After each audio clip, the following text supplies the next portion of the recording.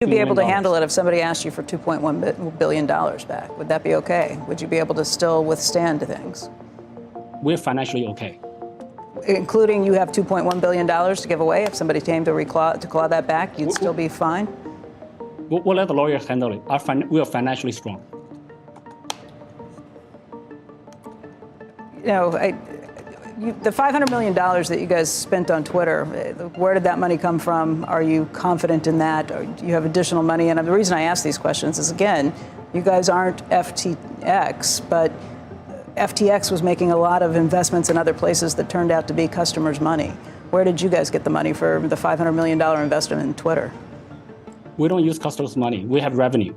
Our revenue comes from trading fees, and we have very solid revenue. We do not spend on crazy advertisements. We're okay. And we paid the Twitter investment already in cash. Was done. It was not customer money. That I can guarantee you. In 21, Sam Bankman-Fried said that he bought you out, your stake in the company. I imagine he transferred funds to you, likely somewhere between $2 and $3 billion. Is that right? I remember it was $2.1 billion at the time, and a big chunk of that is in FTT tokens, which are now worthless. So he sent you FTT tokens, and you believe that the majority of the $2.1 billion was that? It's a combination of, I believe it was a combination of BUSD, BNB, and FTT. I don't know the exact combination now, but it's probably about, I don't remember exactly, but FTT is a big chunk. And that's why we still had even after the FTT price dropped over the last year, we still had $500 million worth of it.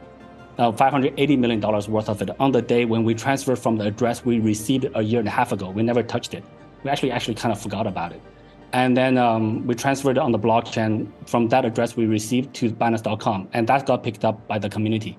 So in this industry, everything is very transparent. Well, but my question to you is, both a bankruptcy judge and potentially others could seek, like they did in the case of Bernie Madoff, frankly, to seek to claw back that money. So if you had to send a check in US dollars for $2.1 billion, could you? So I think we'll leave that to the lawyers. I think our legal team is perfectly capable of handling it.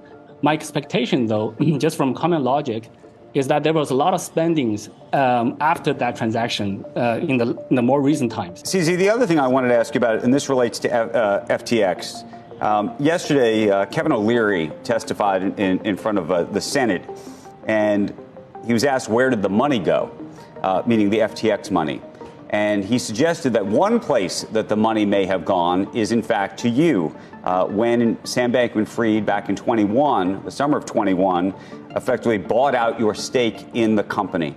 Well, first of all, I think Calvin O'Leary, he's making a bunch of nonsense claims, and they don't make sense. They don't make any logic.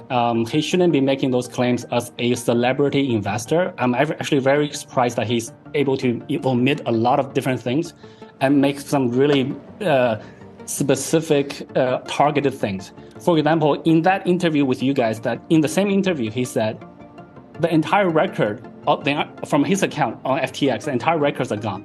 He's not concerned about that. He just picks up the phone and calls SBF. He's not concerned about the fact that the platform records for users are gone. He's not concerned about other users. How many people can pick up the phone and call SBF? And he says he was talking with SBF up until the point that SBF was arrested. Yeah, that's an indicator of a very special relationship. Yeah, I see your point, and I don't think the problems that existed at FTX were simply any back and forth between your two firms. It definitely led to the disclosure that there had been money that was taken, but that disclosure raises lots of questions about firms like yours. Have you done the same? Has there ever been commingled funds? Have you ever taken any of the clients' funds and done anything with them?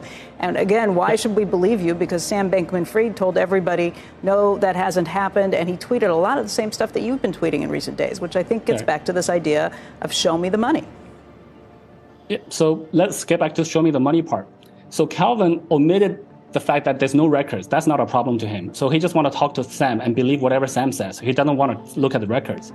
And if you look, and he wants to omit all the small spendings, $50 million, $200 million. $200 million is small spending. That's very convenient. He says he didn't know that Binance was a shareholder of FTX. So he invested in FTX without looking at the cap table. But he was very specific in the way he counts for a transaction 2 years ago. So that's kind of contradictory. So I think Calvin's a liar. So I think he's lying about a bunch of stuff. So that's his problem. To us, we want to be transparent. We want to set the golden standard for reliability, solidness in this space. So well-run crypto exchanges should hold user assets one-to-one. So user deposit Bitcoin, we hold it in Bitcoin, we move to a cold wallet, we keep some in the hot wallet. And people, they sell it. Now the Bitcoin belongs to somebody else, but we still hold it in the cold storage. People can withdraw 100% of the assets they have on Binance. We will not have an issue in any given day. So 100% of the users withdraw 100% of the assets, we'll be fine. This is very different for traditional financial people to understand because banks run on fractional reserves. And the traditional regulators, many of them may think that it's okay for crypto businesses to be running on fractional reserves. That is not okay. In crypto, there's no central bank printing money to bail out banks when there's a liquidity crunch. So crypto businesses have to hold user assets one-to-one. And that's what we do. It's very simple.